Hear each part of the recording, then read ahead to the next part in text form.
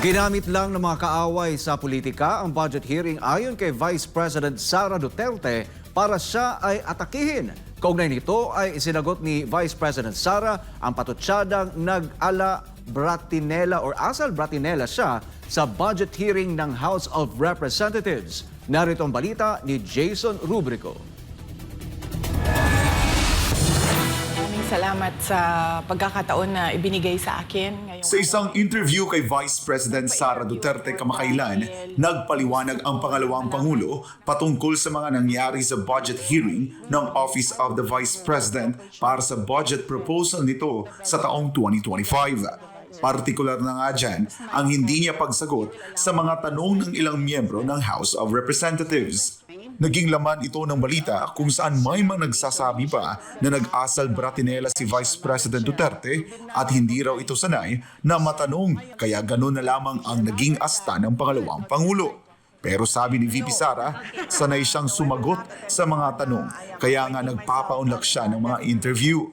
Dagdag pa nito na alam din ng taong bayan na hindi siya isang spoiled brat. At alam ng taong bayan na hindi ako bratinela o spoiled brat dahil kilala nila ako simula nung ako ay nasa Davao pa, simula nung ako ay mayor pa, hanggang naging vice president ako. Kilala ako ng taong bayan na hindi ko inaabuso ang aking power at ang aking authority sa lahat ng mga opisina na nahawakan ko. Testigo ko ang buong bayan na hindi ako isang spoiled brat. In fact, nung ako ay lumalaki, hindi naman, ang mga kaibigan ko, hindi naman sila galing sa political na pamilya, sa mga mayayaman na pamilya, sa mga powerful na pamilya. Sila ay mga ordinaryong tao lamang at yun ang kinalakihan ko. Paliwanag pa ng bise na baka hindi lang sanay ang ilang miyembro ng Kamara na hindi nila makuha ang gusto nilang sagot. At hindi sanay yung mga iilan na mga representatives natin na sinasagot sila sa kanilang mga patutsada. Kaya sa tingin ko, isa din itong parang atake din nila na parang, oh, bratinela yan.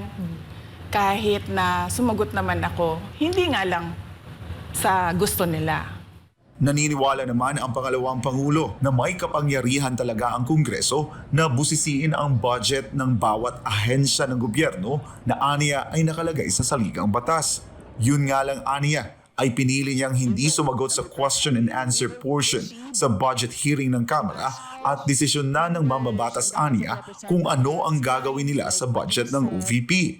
Pero ang tanong, hindi ba dapat karapatan ng taong bayan na malaman kung saan mapupunta at gagamitin ang pondo ng OVP para sa 2025? Ito ang naging tugon ng Vice Presidente. Yes, napakahalaga sa akin na malaman ng taong bayan ang Office of the Vice President budget proposal. Kaya nga bago kami pumunta sa Senate, bago kami pumunta sa House, ay pinublish namin yung budget proposal namin sa aming website, sa Office of the Vice President, sa social media platforms namin. Ginawa namin siyang madaling intindihin ng taong bayan kung saan papunta yung budget proposal ng Office of the Vice President. Pagbibigay diin pa ng pangalawang Pangulo na ginagamit lamang ang budget hearing para siya ay atakihin. Unang-una dahil nakikita namin na ginagamit siya ng ibang mga miyembro, iilan na mga miyembro ng Kongreso para umatake sa akin dahil hindi kami magkasama sa politika. At pangalawa, kasi ang budget ng Pilipinas ay hawak lang ng dalawang tao. Nakatakda namang ibunyag ni Vice President Sara sa ikalawang bahagi ng kanyang interview ang dalawang tao na may hawak ng budget ng bansa. Aniya, isa ito sa mga dahilan ng kanyang pag-resign bilang kalihim ng Department of Education. Para sa Diyos at sa Pilipinas kong mahal, ako si Jason Rubrico, SM9 News.